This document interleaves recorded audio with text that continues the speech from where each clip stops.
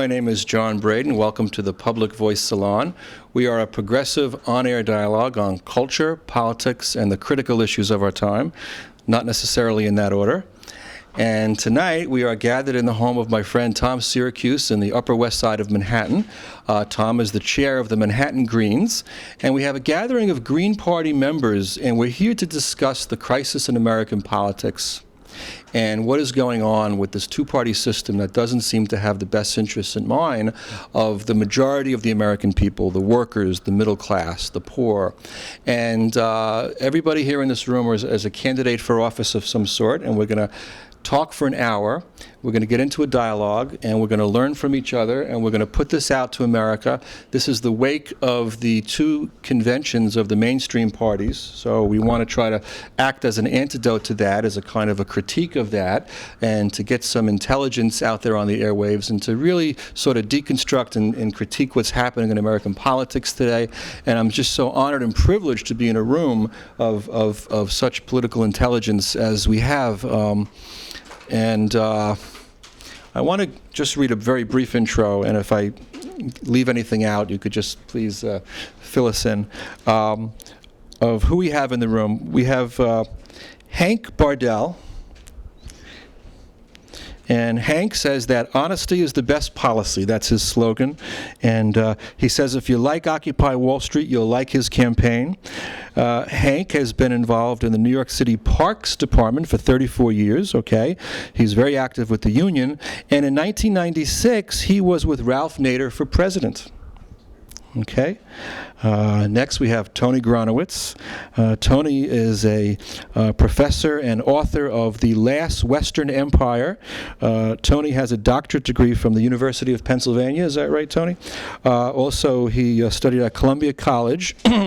Tony is very active in the Teachers Union, and he also serves on the Green International Committee, and he has expertise in foreign policy. Okay. Next we have Tom Siracuse. Tom, this is Tom's lovely apartment that we're in. We're very grateful for that.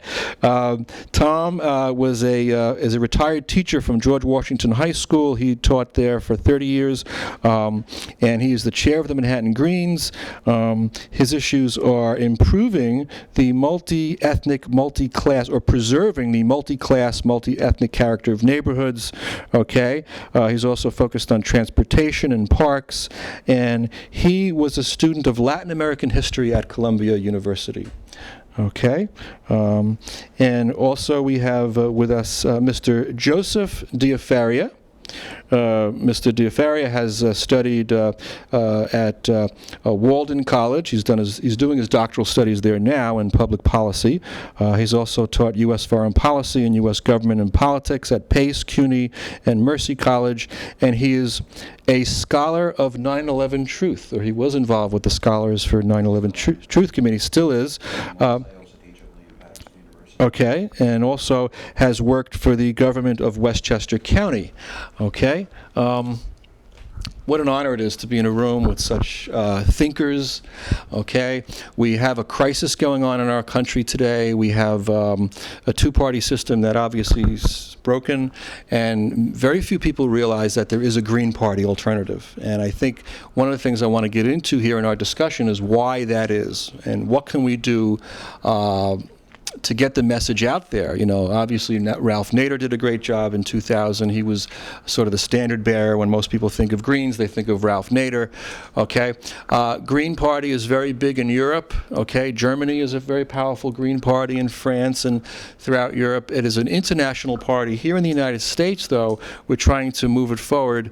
And what is it, let's just an opening question, what do you think has gone wrong in America? If we look back over the past 30, 40 years, you know, we go back to the 1960s, you know, we had colleges, people were, you know, rebelling against the autocracy, against the status quo, genuinely thinking outside the box about a more peaceful, loving world that might be, protesting against war.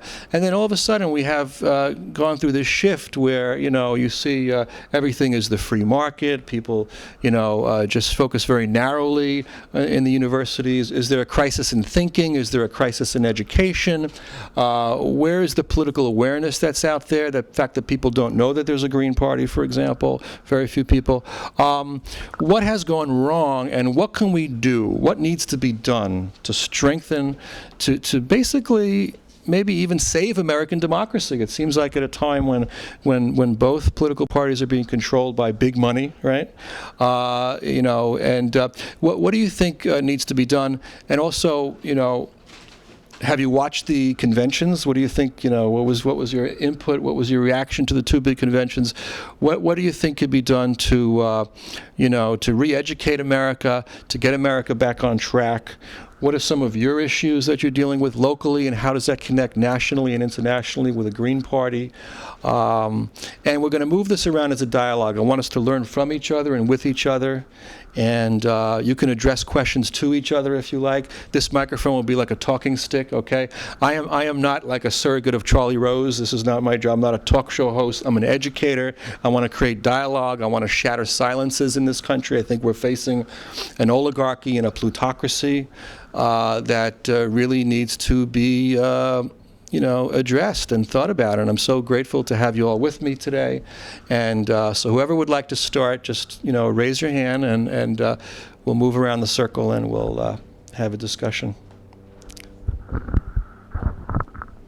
Tom, you start us? Okay. I'm running for the state senate from the 29th district, which encompasses.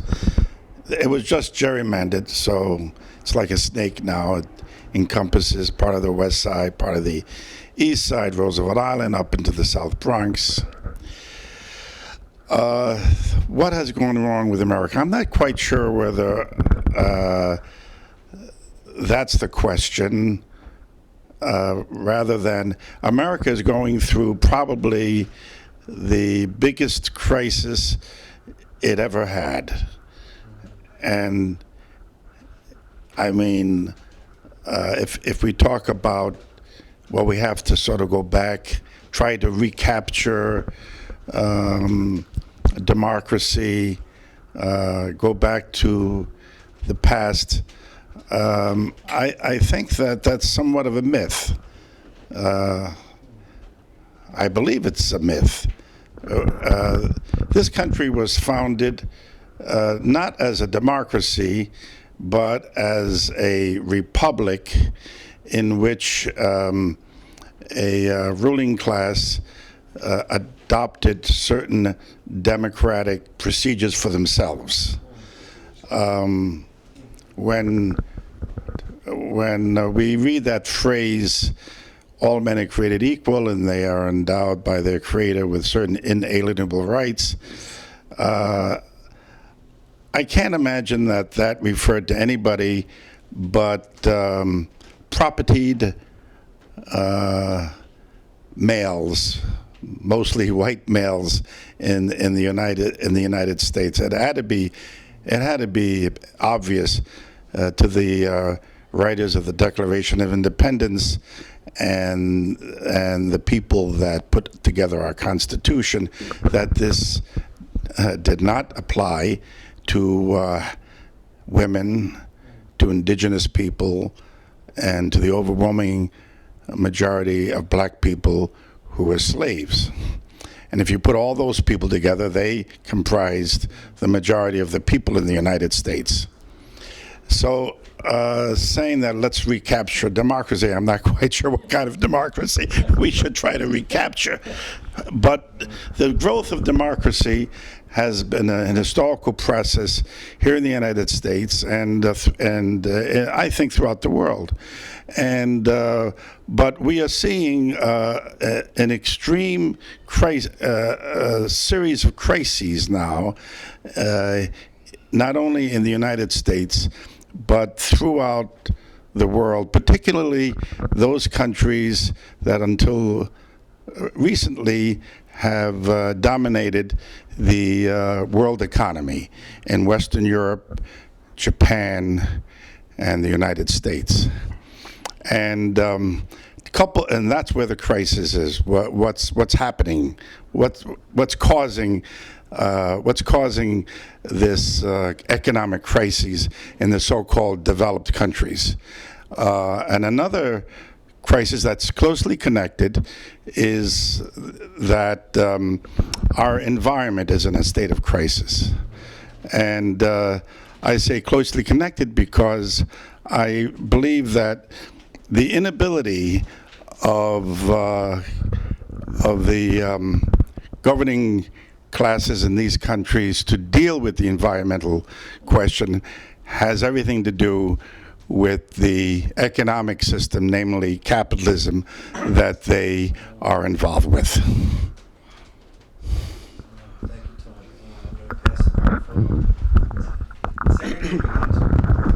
Okay, yeah, I'm Hank Bardel, and I'm running for Congress for in the 11th Congressional District of New York State, and that encompasses all of Staten Island, part of Brooklyn, Bensonhurst, and Bay Ridge. I think the key to understanding what's happening in our country is that we have a terrible maldistribution of wealth. This is the key to understanding what's going on in our country. What we have to do is, and I know a lot of people don't like to hear this, but we have to redistribute wealth in the United States. How do you do that? By the way, this is nothing new. We've done this during the last Depression. To show you how bad things are, the maldistribution of wealth hasn't been this bad since 1929. What did we have in 1929? Of course, the Great Depression.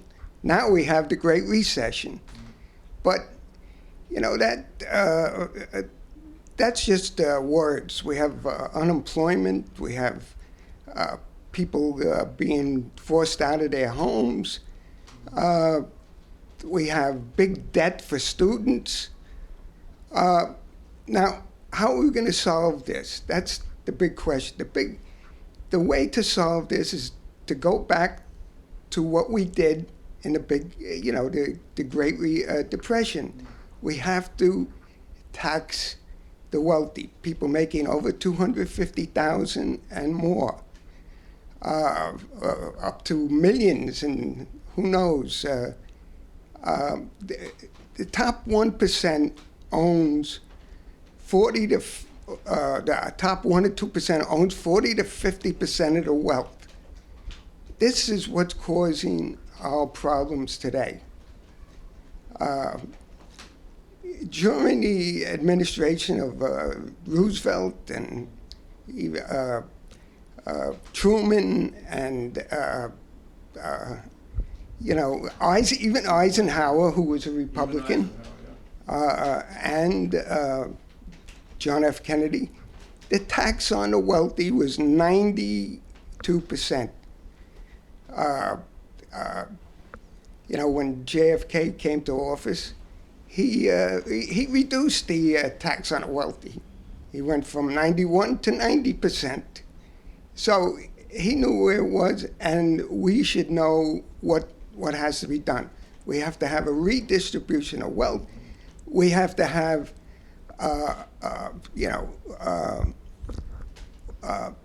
we have to put more resources into our economy. We have to tax the wealthy and then stimulate the economy. To what extent? Not to the small amount that our President Obama is doing, billions. We have to get into the trillions. That's the key to getting our economy back into shape.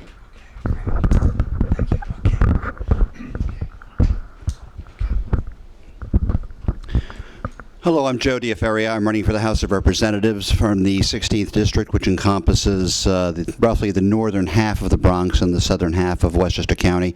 I would like first to tag on to my running mate Tom's comments with regard to taking America back to a time of democracy, whatever that might mean. And Tom, I agree with your assessment that, and of course we don't even have to speculate with regard to what the intentions of the Founding Fathers were. They sought, really by their own admission, to erect a civil government that would insulate themselves from really the rest of us. These were wealthy white slave owners who wanted to be free.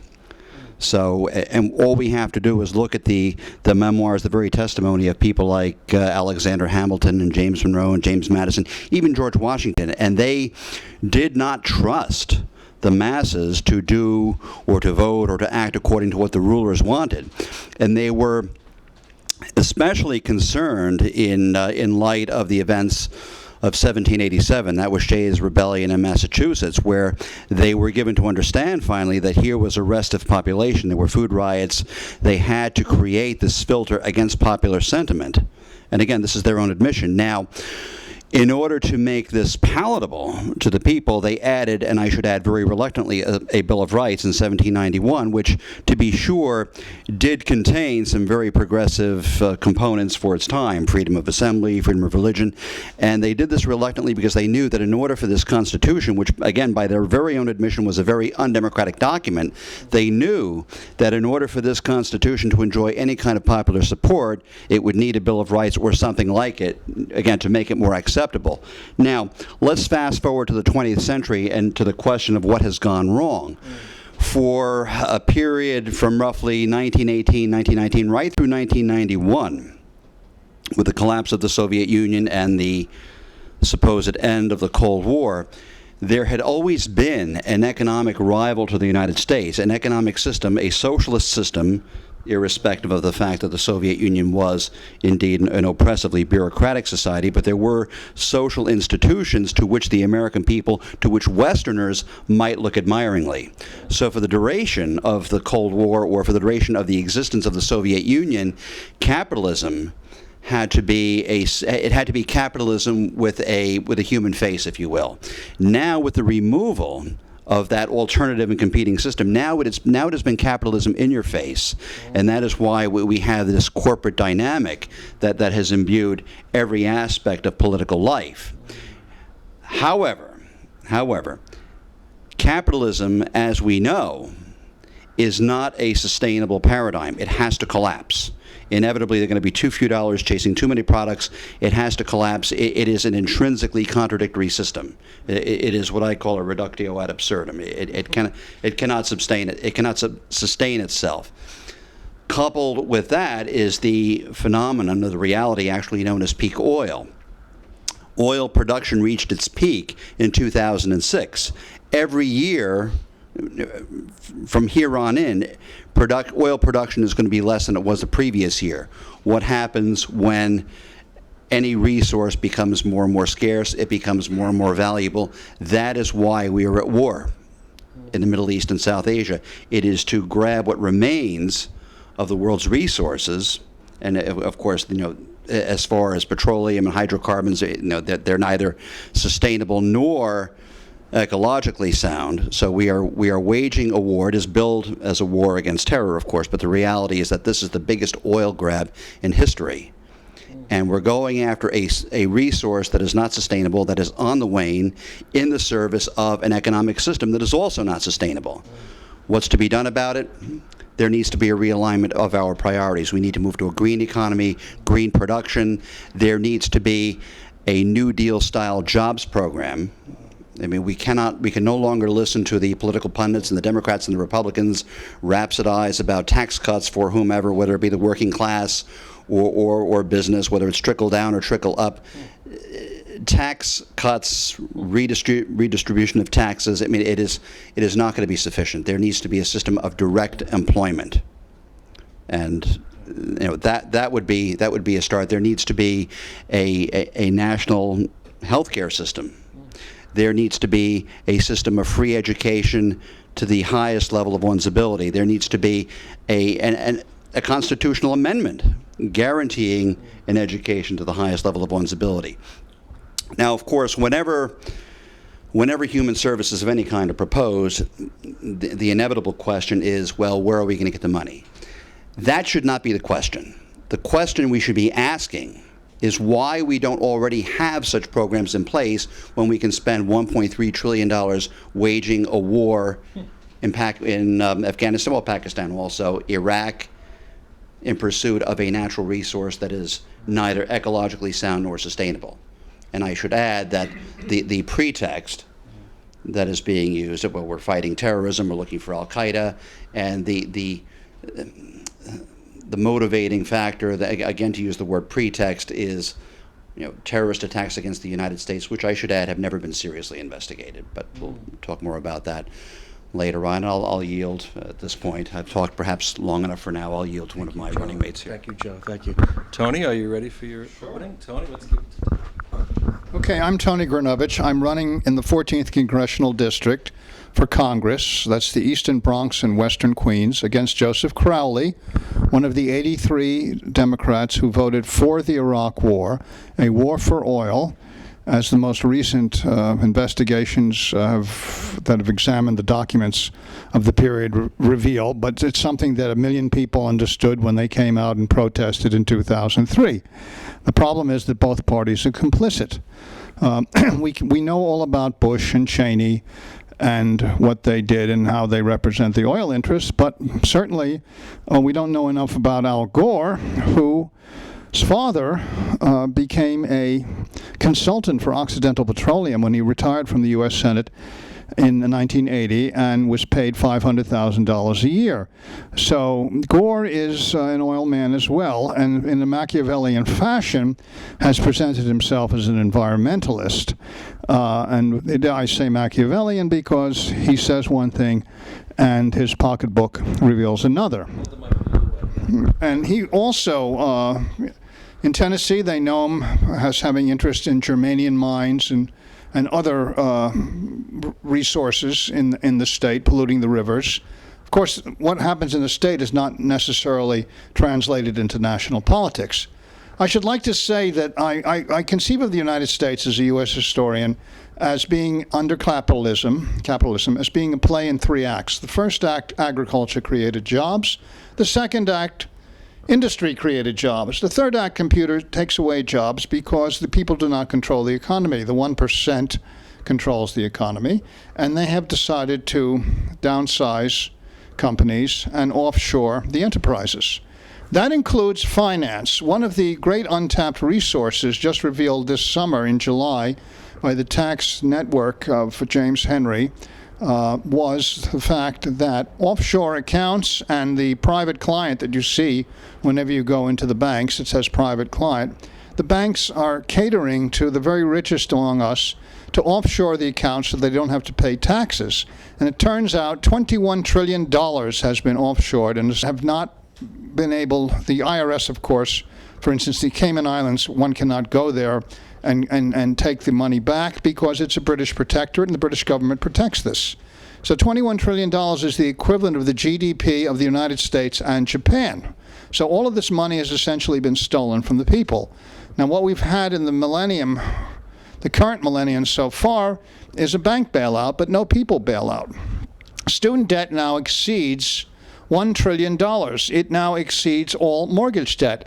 There has to be, and if I were elected president, let alone Congress here, I should say if I were elected president, the first thing I'd do would be cancel student debt, because the debt is killing the future of an entire generation, which I might add, every social demographer, every sociologist admits that this current generation is going to do worse than its parents. This is the first time in U.S. history that this has happened. Now, constitutionally, as pointed out by one of our speakers, or both speakers, a couple of speakers, we are not a democracy. We are a republic, and it was intended to be a republic, and democracy was not to enter into the picture. Anyone who reads the Federalist Papers, which is sort of the Bible of the conservatives, and reads Federalist number 10, which is the most important, will see that Madison poo-poos democracy, and he regards democracy as the Athenians originally did, as direct democracy. The people meet and pass the laws, which you have in certain Swiss cantons today, rather than electing representatives who then hold out their hands to the corporate interest and ultimately corrupt the political system. So we never really had a democracy. It's just the economy was functioning very well because of geographical isolation and technological factors. But the two world wars, I should add, no country sacrificed so little and gained so much from the two world wars as the United States, set a different scenario at the end of the war. We spent a lot of money after the war trying to wear down the Soviet Union, and the Soviet Union dismantled itself and became Russia. But that doesn't mean that the missile systems went away or the state apparatus went away. And of course, the American plutocracy has exported these jobs to China.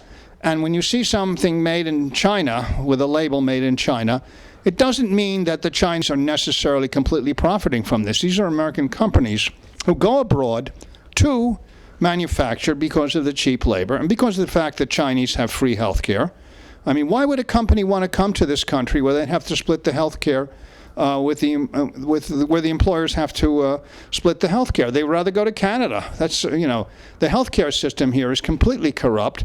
It is the most expensive per capita on the planet. And it does not provide the services necessarily, unless you're very rich, that it's meant to do. So, and this is the still accelerating cost, as is educational costs.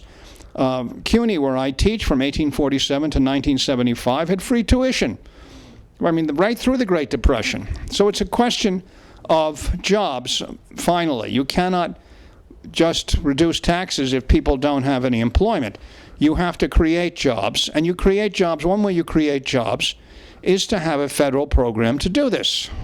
So I can go on for hours explaining why the two parties are totally bereft of any new ideas. It's a question of what you're doing in an election, so long as the economy was functioning, is exchanging one set of economic elites for another. That's all you're doing. And a third party like the Green Party, which does pay attention to the environment, and I might add that fossil burning fuels, we can argue about climate change, and climate is changing, and global warming, but the main thing is that the oxygen in the air is less than it's been since the time of the dinosaurs.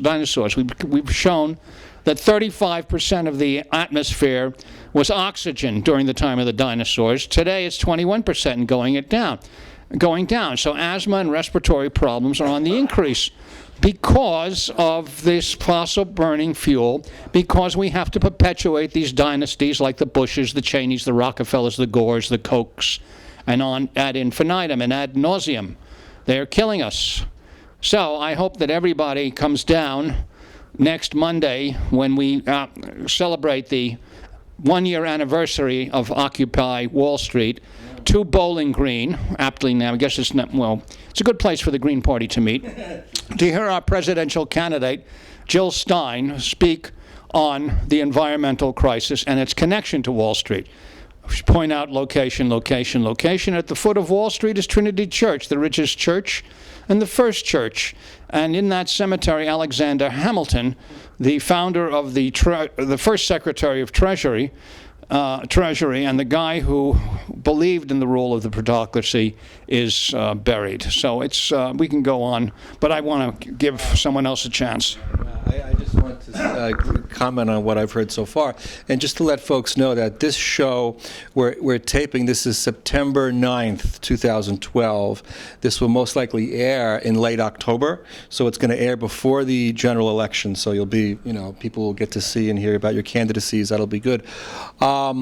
I'm just very hopeful to be in this room and just to know that this kind of intelligence and critique and knowledge exists, and I kind of wish more people could hear this, I'm glad that this is getting out there on public access. I wish it had a bigger audience, but we just have to keep articulating and keep getting the message out there. I was very frightened to see the Republican convention. It seems like they've gone so far to the right, the radical right, and just the lack of caring, the lack of compassion when you see people like Paul Ryan and these austerity hawks, and just lack of caring. And even, with the Democrats and Bill Clinton, with his big speech. But when you think about it, when Clinton was president, that's when a lot of the jobs began to be outsourced under this globalization, under this NAFTA treaty. Created were part-time. Right, that's true. So, I think hope lies in parties like the Green Party. I just want to see how we can strategize and get the word out there and think about that and think about this as an educational deficiency. As a college professor, and I've taught at CUNY, I've taught at Rutgers, this semester I'll be at Essex County College in Newark, and mostly my students come to class not knowing a lot of the stuff that you've said in this room because they're not getting that in school, they're not learning history. I think part of this corporate agenda has been to also hijack the education systems. They've become very corporatized. They're pushing business majors on people, and it becomes like, teaching becomes training instead of learning, instead of learning philosophy, learning, critical thinking. It's becoming to learn how to be passive, right? Not to question. And all this accountability. Whenever I hear that word accountability, it's kind of like you're training people just to be, okay, yes, boss, I'll do whatever you want, but we're not, we have to think our way out of this mess. We had real thinking going on in the universities through the 1970s, and I think, I always picture like Richard Nixon peering out the drapes of the White House when, John Lennon and they were singing "Give Peace a Chance" and all there was this rise up on the left, and I think folks, some very, very wily people on the right who decide, how do we stop this? And I don't know if there was that famous memo circulated by a guy named Lewis Powell, he became a Supreme Court justice under Nixon, and he wrote this memo to it was the U.S. Chamber of Commerce. And he said there is a crisis going on in America today. It's a crisis of liberalism, and a lot of it has to do with what's going on in the universities. And so I think a lot of this was planned. You had think tanks like the Heritage Foundation that was established by the Coors family. And what's going on the left? Do we have any? We have policy think tanks, economic policy institutes, but is there anything really critical that's being created and incubated in terms of intelligence and then how do we communicate that in a way? I think everybody in this room, you all speak so well, and I wish you all had bigger audiences. I wish you could be speaking at Madison Square Garden. I remember I saw Ralph Nader there back in 2000, and the hope that it gave me, it was like a jolt of electricity, and Susan Sarandon was there with him, and Bill Murray and Patti Smith, and then afterwards we all marched over to the steps of the post office and chanted, let Ralph debate, and but as we see, we're not getting the kind of numbers that I think we should be getting in terms of green on a national level. So let's think about that. We have some time left in this discussion. I want this to be a formative discussion, a creative discussion like it's been, and how can we really create structures to go on after this discussion. I think this needs to be ongoing. We need to I created a cultural dialogue circle that meets in cafes and people's homes, and you're all welcome to come and join me in that as well. I think education is a big part of this. Well, maybe that's because I'm a teacher, but so who? Yeah. Tom? Okay. Well, you mentioned that when you were watching the Republican convention that you were frightened. And I think that is a huge problem with the American people. They are voting out of fear. Progressives on the left side, they are so fearful that the Republicans will get in that no matter how bad the Democrats are, they're going to vote for the Democrats. As if the Republicans were to get in, the world would come to an end. And of course, the Democrats more or less say the same thing. They're telling their people, you better vote for us, because if those crazy Republicans get in, the world will come to an end. So we have to stop thinking about voting for fear, out of fear. We have to vote from what we really believe in, from our hearts. And that's where the Green Party comes in. Well, of course, a lot of people say, yeah, I like the Green Party, I like what you say, but there's no chance that you're going to win anything but maybe a few local elections. So it's just a wasted vote. Well, the real wasted vote is if you vote for one of the two corporate parties. The world will not come to an end if the Republicans get in, or if the Democrats get in, if you happen to be an ultra-conservative. And the reason behind that, well, it might come to an end if we continue with this environmental, if we continue not to address the environmental crisis, and if the economy keeps imploding, but neither party has any answer for that. But the fact of the matter is, the parties sound very different, particularly during conventions and during elections. They play toward their base. What people forget is that both parties have the same boss. And it's that boss that will tell them what to do when that party gets elected. So one party is not going, no matter what party gets elected, that the head of that party and the people that control that party, they are not going to go off on their merry way and do something against the interests of that 1% on Wall Street.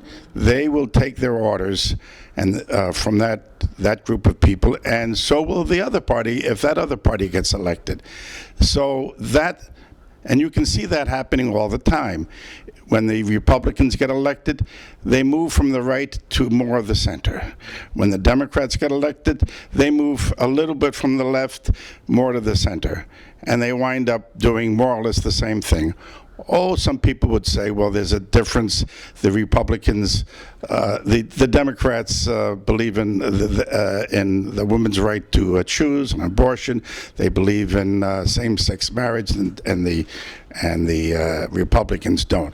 But the big issues that we've been talking about right now, the crisis in the economy, these bloody imperial wars, which those things affect people throughout the world, including the United States, much more than those other two issues I just mentioned. As important as they are not the most crucial issues that face the world today.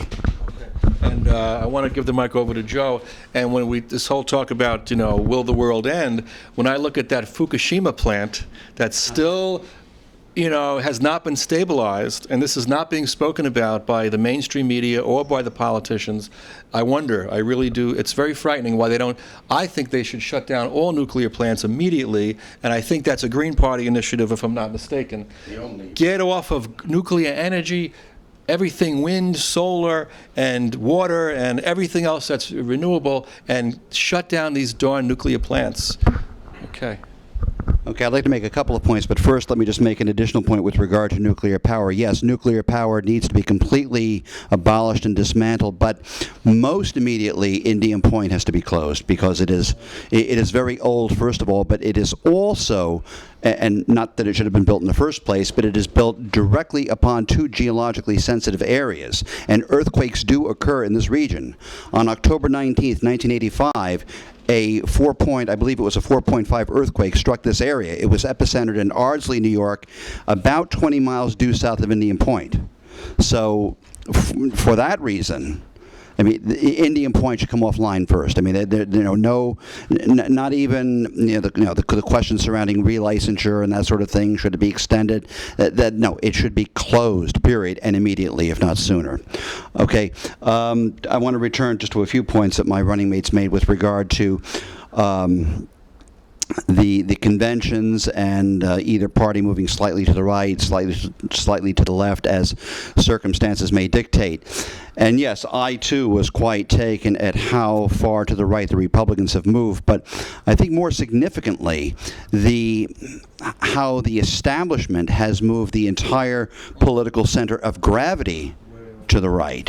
that to the point now that you had this among some conservatives and even some libertarians, I suppose, that this ludicrous suggestion that Barack Obama is a socialist.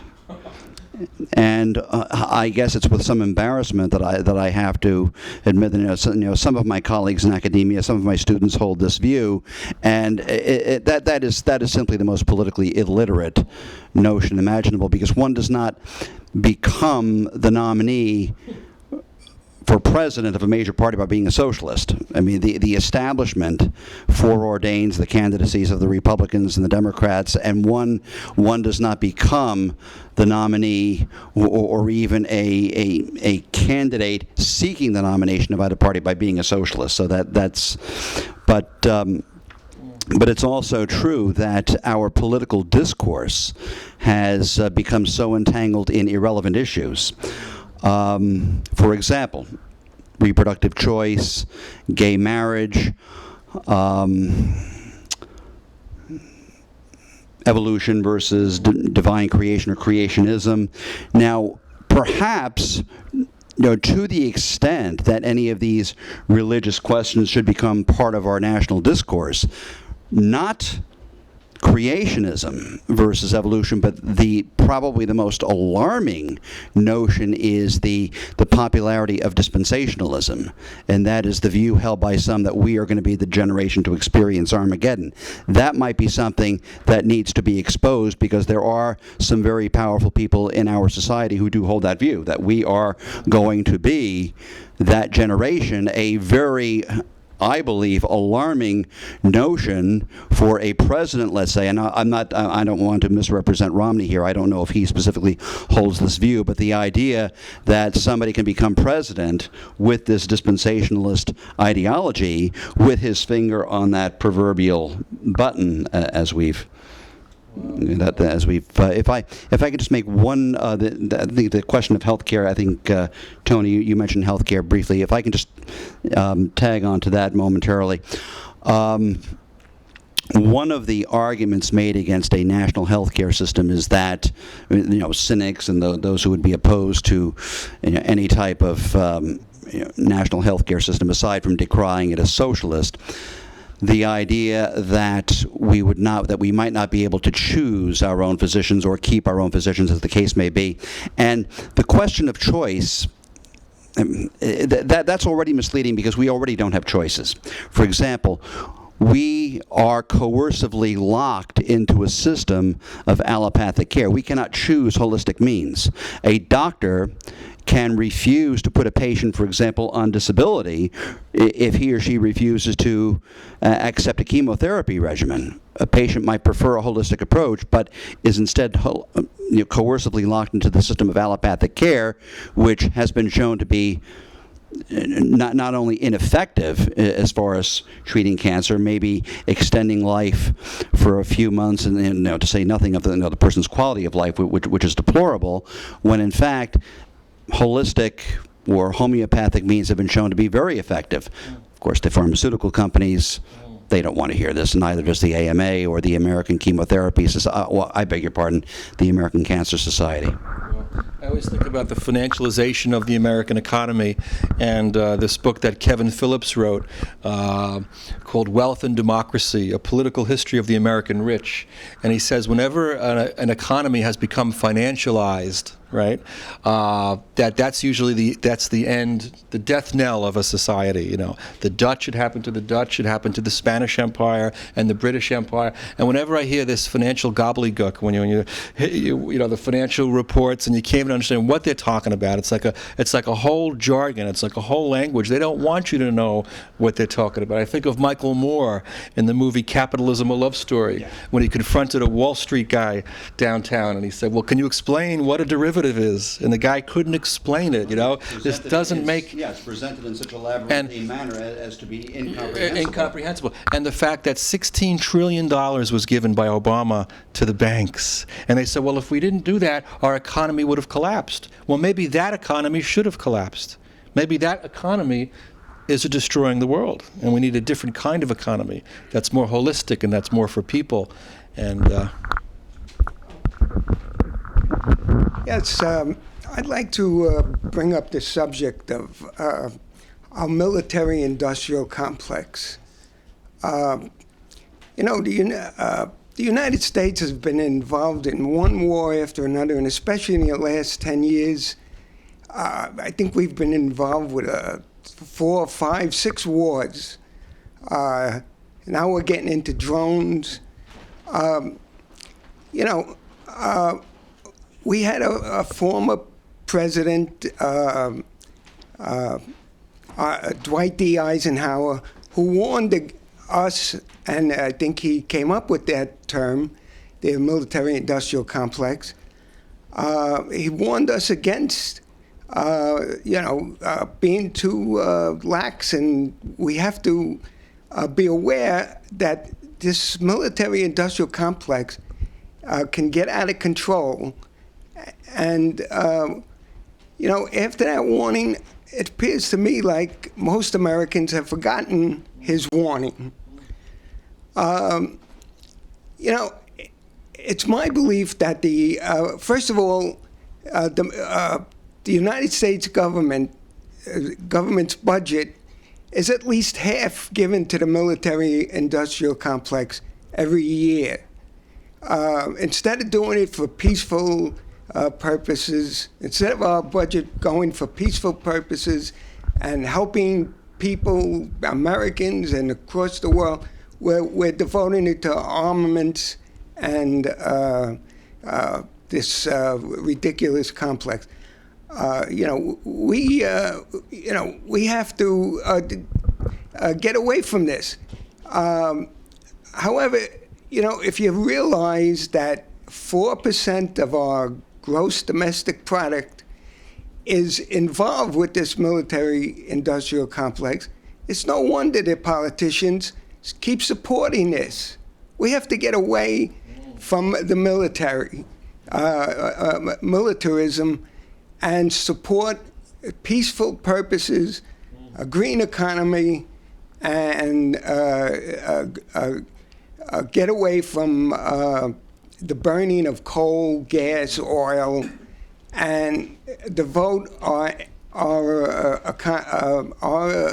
U.S. budget to exploring new ways of bettering our lives,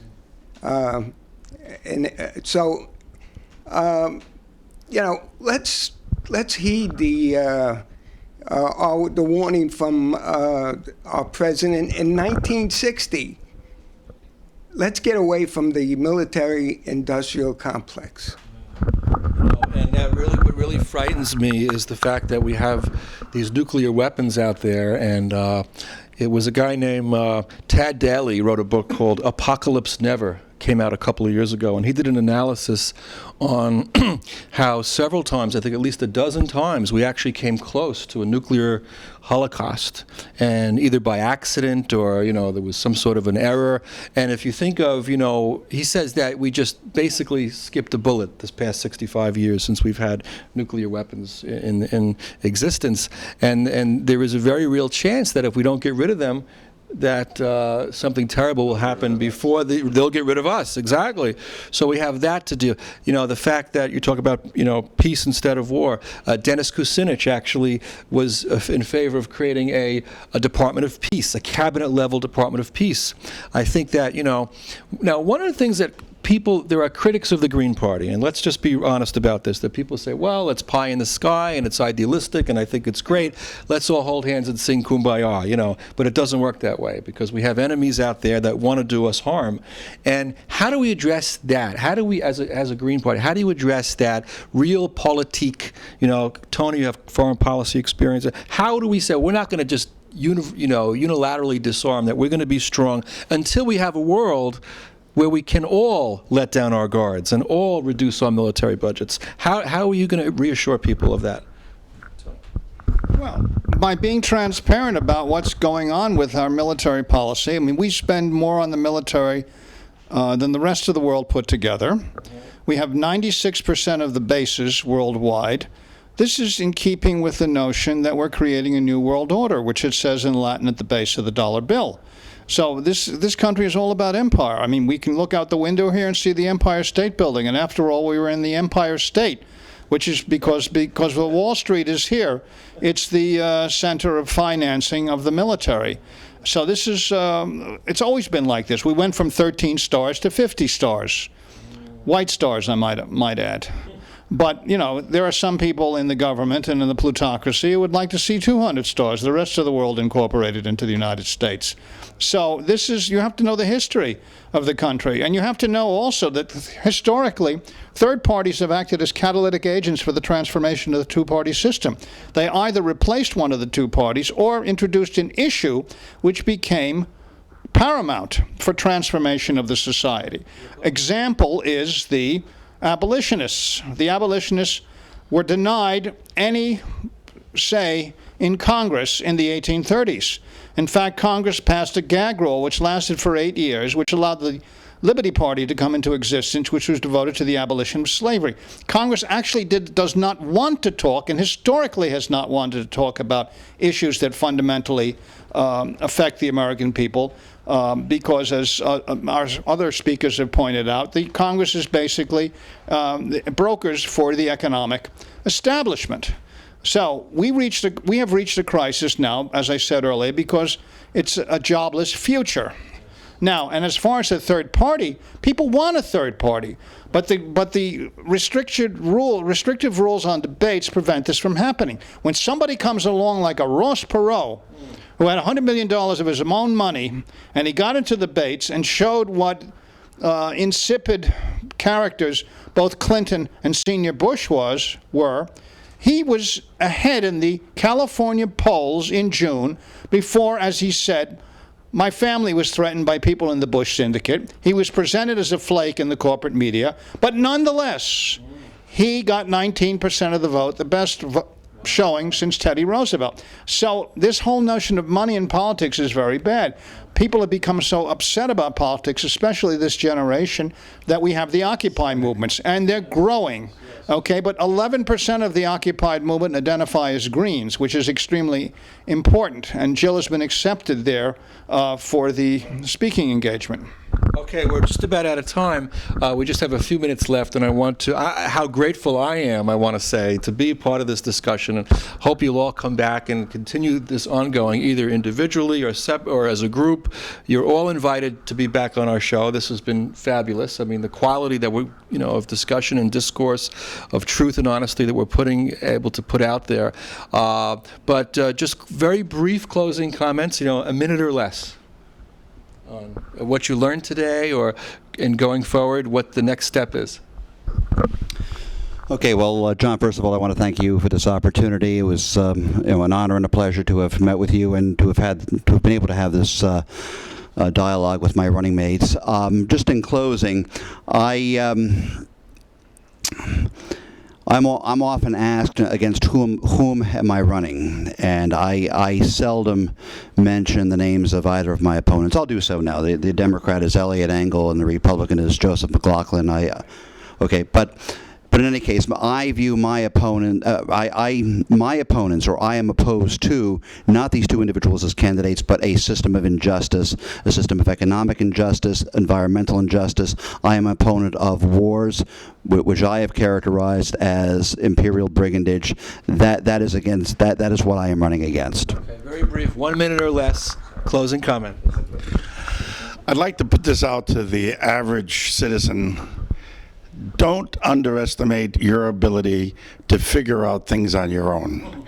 We've been taught throughout the ages that there has to be a small elite. They know better, and they should run society.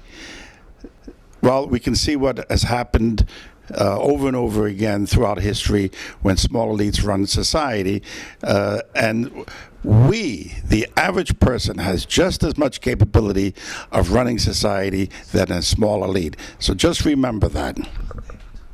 Okay, I'm offering a choice. Somebody walks into the ballot box. I believe in the electoral system at this point, and they can press the button for me, okay, and for the Green Party agenda, and for all the views expressed here, of which I agree with my colleagues here, most of the views that were expressed here. So I'm offering an opportunity for people to make a choice come November. And I will stand by my principles and my knowledge. I can certainly out-debate any of the people running against me, because that's why they don't want to debate.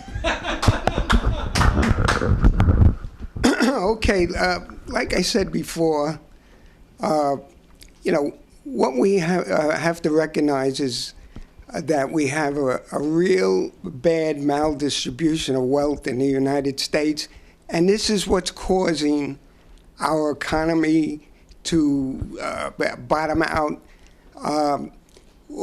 We have a recession, and I think once Obama is elected, he's going to cause the full collapse of the system, because he's not going to tax the rich as high as they should be, and you know, we have to get more stimulus packages out there. Thank you. Okay, well, it's been such an honor and quite a thrill to be in dialogue with you gentlemen and the Green Party. And I want to also say that I live in Hoboken, New Jersey, which Hudson County used to have a Green Party 10 years ago. It's no longer in existence. So I think that's something which needs to be looked at, to get that resurrected somehow. And, you know, onward and upward. I wish you all luck, and I wish you well, and keep educating and keep, you know, spreading the good word. And I wish you a very long political career. And long live the Green Party. And this is Jill Stein, who's a presidential candidate. I was a presidential candidate, but I'm stepping aside, and I'm going to tell my 5 supporters to vote for Ms. Jill Stein for President of the United States. Thank you.